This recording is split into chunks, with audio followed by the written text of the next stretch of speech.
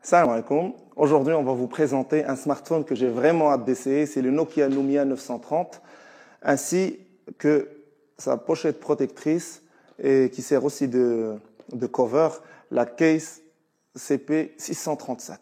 Donc, le Nokia Lumia 930, pour ceux qui ne le savent pas, c'est le produit, c'est le modèle porte-étendard de toute la gamme Nokia Lumia pour l'actuelle génération. Donc, c'est un très beau téléphone. C'est un téléphone haut de gamme. Il coûte 6 490 dirhams ici au Maroc. Il est décliné en 4 couleurs, l'orange, le vert, le noir et le blanc. Et c'est un smartphone qui est basé sur une toute nouvelle architecture avec une armature en métal et qui tourne toujours sous Windows Phone. Donc, nous allons le voir. C'est un modèle orange que je tiens entre les mains. On a ici les habituels câbles et prises secteur. Donc déjà, dès la boîte, on ressent un certain luxe puisque déjà le packaging est tout simplement parfait. Donc on va ouvrir notre smartphone.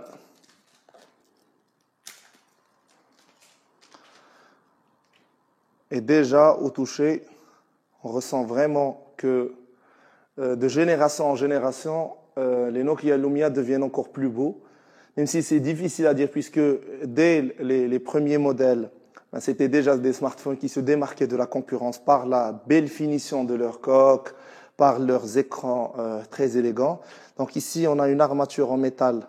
Je pense que c'est de l'aluminium brossé, puisque c'est très agréable au toucher. Et derrière, on a une coque arrière en polycarbonate mat. Donc ici, on a les deux petits LED pour le flash. Qui sont très puissants. Et on a une très belle caméra. On nous a habitués à de belles caméras chez Nokia. Ici, c'est un PureView de Carl Zeiss de 20 millions de pixels. J'avais déjà essayé celui du 1020 et du 1520. Et le résultat était vraiment excellent. Donc, le petit avantage ici, c'est que apparemment pour la vidéo, on peut enregistrer du son surround. Donc on a ici 4 micros qui permettent de prendre une qualité sonore, en plus d'une qualité vidéo très bonne, une qualité sonore inégalée sur smartphone. Donc l'écran fait 5 pouces, il permet d'afficher du Full HD. C'est un écran qu'on a baptisé Super Sensitive. Donc, il propose une réactivité encore meilleure par rapport aux anciens modèles et aux concurrents. C'est aussi un smartphone qui est équipé d'un processeur Qualcomm Snapdragon 800. C'est un processeur à 4 cœurs cadencé à 2,2 GHz, donc c'est extrêmement puissant. Et côté autonomie, on parle d'heures d'appel continu. On parle de 21 heures pour les appels en 2G et de 17 heures pour les appels en 3G. C'est un modèle compatible 4G, mais ce n'est pas d'actualité ici au Maroc. Donc, sans plus attendre, on va allumer le smartphone et on va attendre de configurer. Donc, on se retrouve dans quelques instants. Et comme vous le voyez, on a ici la fameuse interface utilisateur du système d'exploitation de Microsoft, basé sur ces tuiles. C'est le design métro qui partage tellement la communauté sur Internet. Donc on a les détracteurs, on a les personnes qui ont vraiment apprécié cette nouveauté. Personnellement, je suis assez mitigé. D'un côté, j'aime la fraîcheur qu'a apporté cette nouvelle interface utilisateur, puisque ça brise un peu les standards imposés par ApplyOS et Google Android. Mais d'un autre côté, je déplore un peu la pauvreté de l'écosystème, puisqu'aujourd'hui encore, il est très difficile d'être servi en premier, surtout quand il s'agit d'applications ou d'applications de services web fraîchement lancés, puisqu'il faut toujours attendre d'être servi en dernier. On développe l'application iOS, on développe l'application Android, et on attend toujours la sortie en différé de l'application Windows Phone. J'espère que dans quelques mois, quelques années, cela va changer puisque c'est un système d'exploitation qui ne mérite pas de disparaître.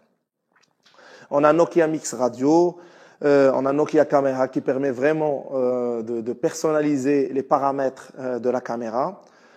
Et je pense que ça ne va pas différer énormément des smartphones que j'ai testés, que j'ai eu le plaisir de tester ces 2 dernières années, notamment les Nokia Lumia 1520 et 1020 que vous pouvez retrouver sur nos tests sur The Nextease. Donc, j'aurai beaucoup de plaisir, comme j'ai dit, à essayer ce smartphone, à l'utiliser au quotidien pour vous délivrer un retour d'expérience et une critique la plus précise qui soit.